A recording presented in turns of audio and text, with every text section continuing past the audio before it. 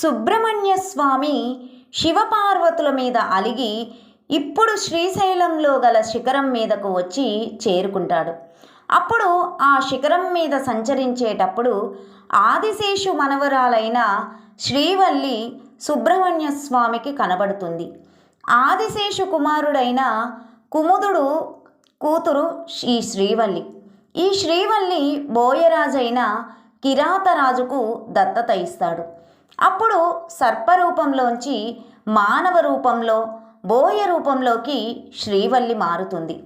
ఆ శ్రీవల్లిని సుబ్రహ్మణ్య స్వామి చూసి నేను వివాహం ఆడుతానని కిరాతరాజును కోరుతాడు.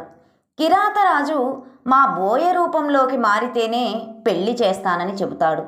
అందుకు సుబ్రహ్మణ్య స్వామి ఒప్పుకున్నాడు.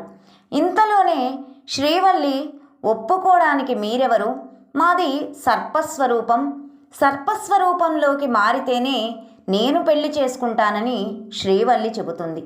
అప్పుడు సుబ్రహ్మణ్య స్వామి స్వర్పరూపంగా మారి ఆదిశేషు మనవరాలైన శ్రీవల్లిని వివాహం చేసుకుంటాడు.